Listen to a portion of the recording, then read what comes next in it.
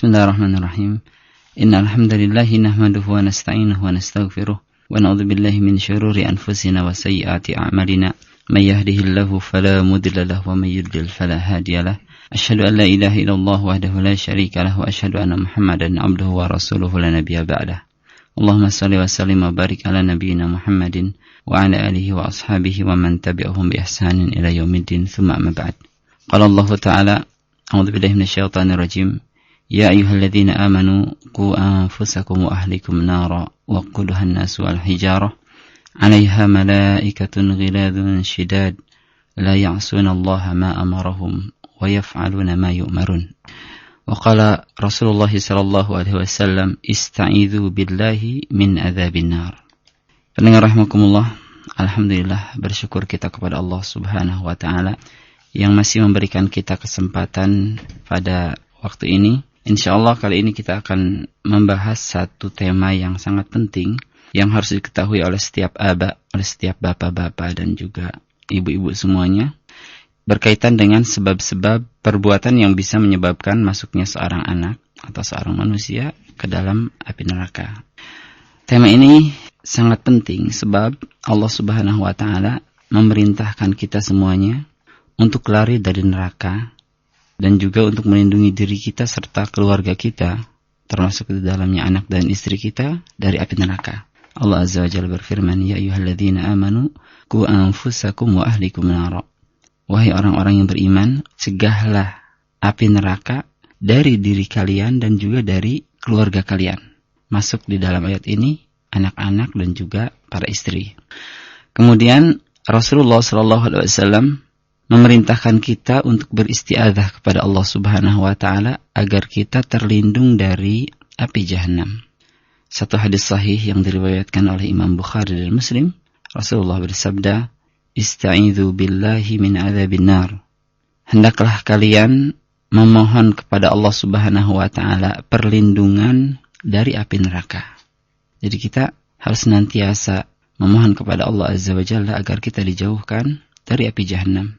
Dan di antara ciri ibadur rahman, di antara sifat hamba-hamba Allah yang maha penyayang, yaitu mereka yang senantiasa berkata, Rabbana srif anna adzaba jahannam, inna adzabaha kana gharama. Orang-orang yang senantiasa berkata, wahai Rabb kami, isrif anna adzaba jahannam. Jauhkanlah kami, hindarkanlah kami dari azab jahannam.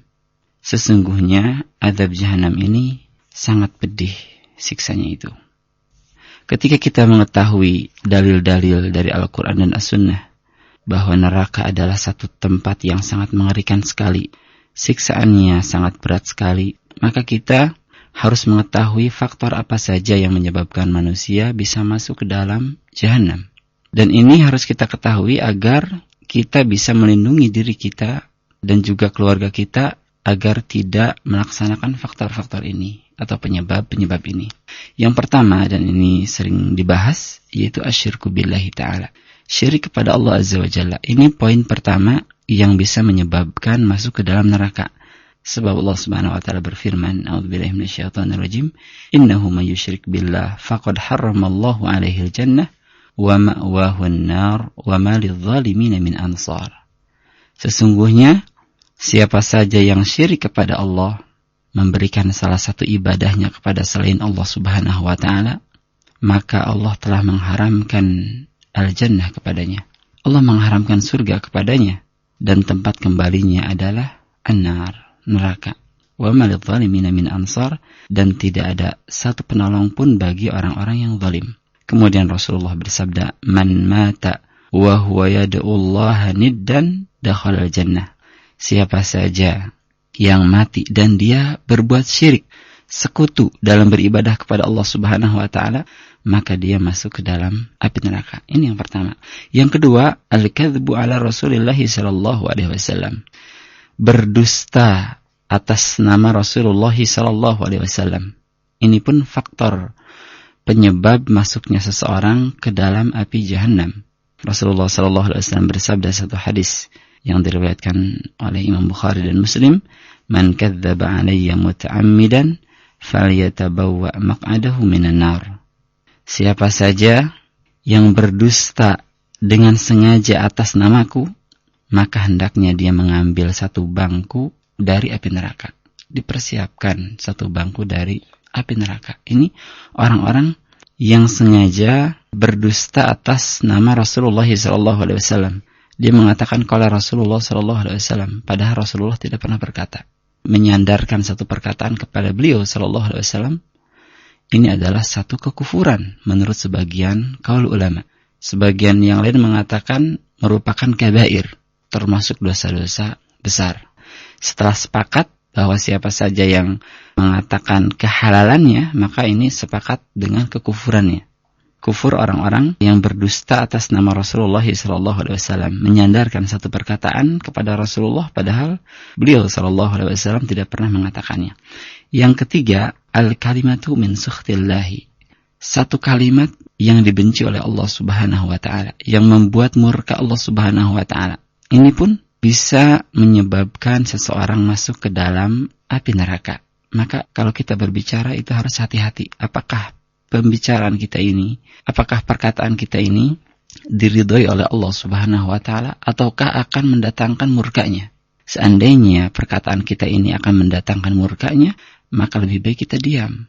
Ya, jadi harus difikir terlebih dahulu konsekuensinya. Rasulullah SAW bersabda, "Innal 'abda la yatakallamu bi kalimatin min sukhtillahi la yalqa laha balan tahwi bihi fin nari 70 kharifan." Sesungguhnya seorang hamba, dia akan berkata dengan satu kalimat yang dimurkai oleh Allah Azza wa Jalla. Padahal dia tidak menyangka bahwa hal itu dimurkai oleh Allah Subhanahu wa ta'ala. Maka hal itu akan menyebabkan dirinya meluncur ke dalam api Jahannam 70 kharifan, sejarak 70 tahun. Dia akan terus masuk, meluncur ke dalam api Jahannam sejarak 70 tahun. Ini orang-orang yang sering berkata-kata dengan satu kalimat yang dibenci oleh Allah Subhanahu wa taala. Dan kita harus meyakini bahwa seluruh perkataan kita itu dicatat oleh para malaikat. Ma yalfidhu min qaulin illa ladaihi raqibun atid. Tidak terlafaz satu ucapan kecuali di sampingnya ada raqib, ada atid. Ada malaikat yang senantiasa mengawasi dan malaikat yang senantiasa mencatat. Ya, Rasulullah bersabda, "Man kana yu'minu billahi wal yawmil akhir falyakul khairan aw liyasmut." Siapa saja yang beriman kepada Allah dan hari akhir, maka hendaknya dia berkata baik atau dia diam. Dan dalam hadis lain, Rasulullah SAW pernah ditanya, "Wahai Rasulullah, amal apakah yang paling banyak memasukkan seorang ke dalam api Jahannam?" Maka Rasulullah mengatakan, "Al-farju wal fam," atau al-famu wal furuj. Mulut dan kemaluan. Ini yang menjadi faktor penyebab seseorang masuk ke dalam api Jahannam. Artinya, orang-orang yang berkata yang tidak diridhoi oleh Allah Subhanahu wa taala, berkata-kata haram, dan orang-orang yang menggunakan kemaluannya pada jalan-jalan yang haram. Ini yang sering menyebabkan seseorang masuk ke dalam api Jahannam. Kemudian ikhwan fillah rahimakumullah, selanjutnya yang keempat, ta'dzibul hayawan, menyiksa binatang. Menyiksa binatang ini pun menjadi penyebab masuknya seseorang ke dalam api Jahannam. Maka seorang ayah, seorang ibu, jika dia melihat anaknya sedang menyiksa, misalkan dia ngambil belalang dipotong-potong satu-satu, kakinya, kepalanya, sayapnya, dengan tujuan tidak untuk dimakan, tapi hanya sekedar untuk ditakdzib, ya disiksa, ini harus dilarang. Atau seorang melihara burung tapi tidak dikasih makan, ini pun bisa menyebabkan seseorang masuk ke dalam api Jahannam. Rasulullah SAW bersabda, satu hadis dari Sahihain, Imam Bukhari dan Muslim meriwayatkan, "Udhibat imra'atun fi harratin sajanatha hatta matat, fadakhalat fiha an-nar." Ada seorang wanita yang diazab karena dia memenjarakan seekor kucing sampai mati. Akhirnya dia masuk neraka. Wanita ini masuk neraka karena dia memenjarakan seekor kucing. Lahiyat amatha wasaqatha. Dia tidak memberi makan dan juga tidak memberi minum. Idh habasatha walahiyat tarakatha. Dia tidak memberi makan dan juga tidak memberi minum ketika dia memenjarakannya. Walahiyat tarakatha ta'kulu min khashashil ardi. Dan dia pun tidak membiarkan kucing itu keluar sehingga bisa makan dari binatang-binatang yang ada di bumi. Tapi wanita ini malah memenjarakan kucing itu, mengurung kucing itu. Nah, bisa dikiaskan kepada binatang-binatang yang lain seperti mengurung burung. Ya, burung dikurung, tidak diberi makan atau tidak diberi minum sampai mati, maka ini pun bisa menyebabkan seseorang masuk ke dalam api jahanam. Sebaliknya, orang-orang yang merahmati binatang itu pun akan dirahmati oleh Allah Subhanahu wa taala. Rasulullah sallallahu alaihi wasallam bersabda, "Wasyatu in rahimtaha rahimakallah."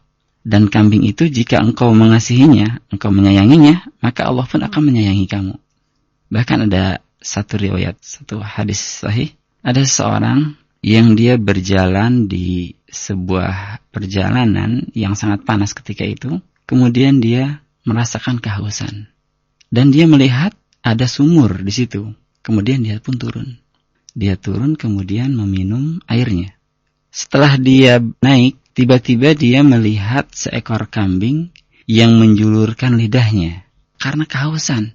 Lantas orang itu merasa kasihan dengan anjing ini dan dia kembali turun ke sumur itu dan memenuhi sepatunya dengan air sambil digigit sepatunya itu karena tangan yang lain digunakan untuk memanjat sumur.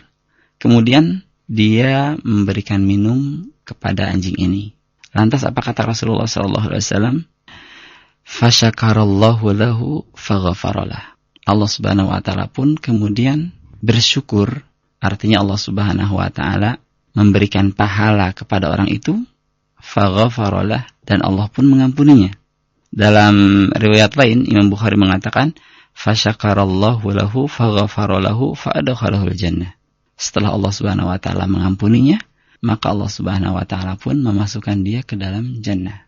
Binatang jika disiksa, jika diazab, dia akan mendatangkan azab. Jika dia dirahmati, maka akan mendatangkan rahmat dari Allah Subhanahu wa ta'ala. Ini binatang. Bagaimana dengan manusia yang lebih dari binatang? Kemudian yang kelima, ghasyri ra'iyah. Menipu masyarakat atau menipu orang-orang yang berada di bawahnya. Orang tua ketika menipu anak, itu pun termasuk ke dalam ghasyri ra'iyah. Rasulullah SAW bersabda, ayyuma ra'in ghasya ra'iyatahu fahuwa finnar.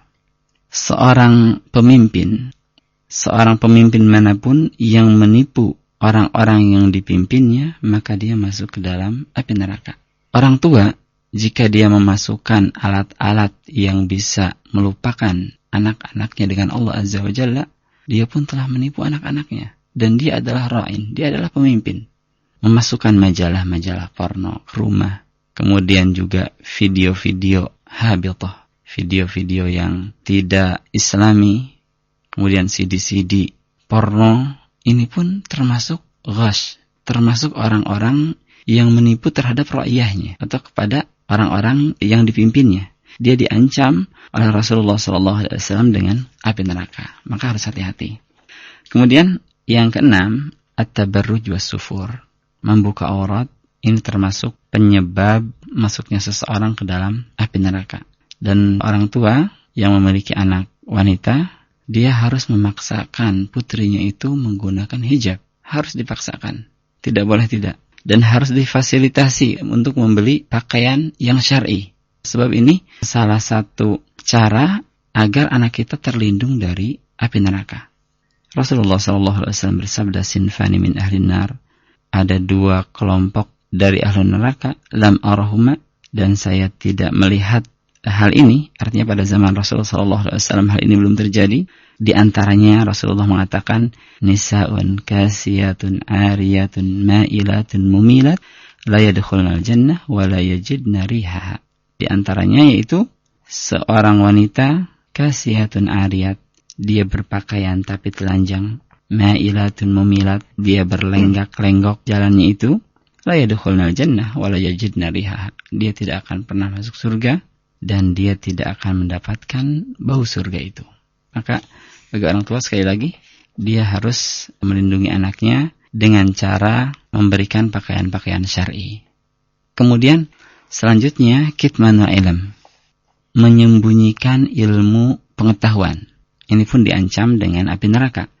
Imam Abu Dawud meriwayatkan Rasulullah SAW bersabda, man katama ilman uljima bilijamin min nar yaumal qiyamah. Siapa saja yang menyembunyikan ilmu pengetahuan, ilmu tentang syariat Islam, maka dia akan dikekang dengan kekangan api neraka. Seorang ulama, seorang alim, dia harus menyampaikan ilmunya ini di tengah-tengah masyarakat. Jangan sampai menipunya hanya karena urusan dunia. Dia menyembunyikan ilmunya karena urusan dunia. Ini jelas satu hal yang sangat dicela dalam syariat. Kemudian yang ke-8, al-hajru wa taqatu', yaitu al-hajr, mendiamkan orang dan memutuskan tali silaturahmi. Seorang muslim ini tidak boleh mendiamkan seorang muslim yang lain, menghajar seorang muslim yang lain lebih dari 3 hari. Dan siapa saja yang melakukan itu, menghajar seorang muslim lebih dari 3 hari, maka diancam dengan api neraka. Rasulullah SAW bersabda, La yahilu li muslimin ayyahjuru akhahu fawqa 3. Tidak halal bagi seorang muslim untuk mendiamkan saudaranya lebih dari 3 hari. Faman hajara akhahu fawqa 3 famata dakhala an-nar. Siapa saja yang mendiamkan saudaranya lebih 3 hari kemudian dia mati, maka dia akan masuk ke dalam neraka. Ini pun menunjukkan tentang urgensi silaturahmi, menjalin kekerabatan karena Allah Subhanahu wa taala. Itu yang ke-8. Kemudian yang ke-9, al-la'nu wa kufranul ashir. Sering melaknat dan dia kufur terhadap kebaikan suami. Ini yang sering dilakukan oleh para wanita, al-la'nu. Para wanita sering melaknat anaknya karena bandel, dilaknat. Atau kufranul ashir, dia kufur terhadap kebaikan sang suami. Ini pun bisa menyebabkan sang wanita itu masuk ke dalam jahanam. Bahkan mayoritas manusia, mayoritas wanita masuk ke dalam jahanam dikarenakan hal ini. Al-la'nu ini bukan kekhususan wanita. Banyak sekali laki-laki pun yang melakukan hal itu. Tapi jika dibandingkan antara laki-laki dan wanita, maka wanita lebih besar, lebih banyak melakukan laknat. Maka Rasulullah SAW bersabda tentang hal ini, Ya ma'syarun nisa tasaddaqna. Wahai wanita, bersedekahlah kalian. Fa inni ra'aitukunna aktsara ahli nar. Karena aku sungguh telah melihat bahwa kalian adalah mayoritas penghuni neraka. Faqalat imra'atun. Kemudian ada seorang wanita bertanya, Lima ya Rasulullah? Wahai Rasulullah, dengan sebab apa para wanita itu masuk ke dalam neraka? Maka Rasulullah SAW bersabda, Tukthirna la'na wa takfurna al-ashir. Karena kalian memperbanyak laknat dan juga kufur terhadap kebaikan sang suami. Ini yang ke-9. Kemudian yang ke-10, al-jismu alladhi nabata bil haram. Tubuh yang dia tumbuh berkembang dengan makanan-makanan haram. Ini pun diancam dengan neraka. Ayyuma jismin nabata ala sahtin fannaru awla bihi. Tubuh yang dia besar karena makanan-makanan haram, fannaru awla bihi. Maka neraka adalah cocok untuknya. Untuk orang-orang yang senantiasa makan makanan yang haram. Dan pada zaman sekarang banyak sekali orang-orang yang tidak membedakan antara harta halal dan harta haram. Yang penting dia dapat harta, yang penting dia bisa makan. Akan tetapi hal ini bisa membahayakan dia ke dalam api jahanam. Sungguh baik sekali wanita-wanita salaf, kaum salaf. Mereka ketika sang suami hendak keluar rumah mencari nafkah, maka sang istri mengatakan, Wahai suamiku, carilah harta yang halal. Sesungguhnya kami bisa bersabar dengan kelaparan, tapi kami tidak bisa bersabar dengan api neraka. Diwasiatkan dulu kepada sang suami agar dia mencari harta yang halal walaupun sedikit. Kemudian yang ke-11, aklu amwalil yatama, memakan harta anak yatim. Hal ini berdasarkan firman Allah Subhanahu wa taala, Innal ladzina ya'kuluna amwalal yatama dzulman innama ya'kuluna fi butunihim nara wa sayaslawna sa'ira. Sesungguhnya orang-orang yang memakan harta anak yatim dengan zalim, pada hakikatnya dia memasukkan ke dalam perutnya itu api, dan dia nanti akan masuk ke dalam neraka. Dan anak yatim adalah waladun saghirun la abalahu. Satu anak kecil yang tidak mempunyai bapak. Anak kecil yang tidak mempunyai bapak, ini bisa jadi dia berharta banyak. Sang bapak orang kaya, kemudian warisannya itu turun kepada sang anak. Nah ini, paman-pamannya harus hati-hati. Tidak boleh dia memakan harta keponakannya ini. Sebab kalau dia memakan harta keponakannya ini, walaupun masih kecil, dia belum mengerti apa-apa, dia makan dengan cara yang batil, maka pada hakikatnya dia memenuhi perut-perutnya itu dengan api Jahannam. Dan yang terakhir, zulmun nas bi akhdhi hukukihim. Zalim terhadap manusia dengan cara mengambil hak-haknya. Ini diancam dengan api neraka. Sebab kezalimin adalah kegelapan pada hari kiamat. Ittaqu zulma fa inna zulma zulumat yaumal qiyamah. Hati-hatilah kalian terhadap kezaliman, karena kezaliman itu adalah kegelapan pada hari kiamat. Dan hadis muttafaq alaih, Rasulullah SAW bersabda, "Man iqtata'a haqqa mri'in muslimin biyaminihi faqad awjaballahu lahu an-nar wa harrama 'alaihi al-jannah wa in kana qadiban min araq." Siapa saja yang mengambil hak seorang muslim dengan sumpahnya, dia bersumpah bahwa ini haknya, ini miliknya, padahal tidak pernah dia memilikinya. Atau dia bersumpah dia pernah berhutang kepada saya sekian ratus ribu, padahal tidak pernah, dengan sumpahnya. Ini jelas dia mengambil hak orang lain dengan sumpahnya. Faqad aujaballahu lahun nar, maka orang-orang seperti itu telah diwajibkan api oleh Allah Subhanahu wa taala, dan dia diharamkan dengan jannah, walaupun yang diambilnya itu adalah sebatang kayu siwak. Walaupun sebatang kayu siwak yang sangat murah sekali, ini diancam dengan api Jahannam jika dia mengambilnya tanpa haknya. Wallahu a'lam.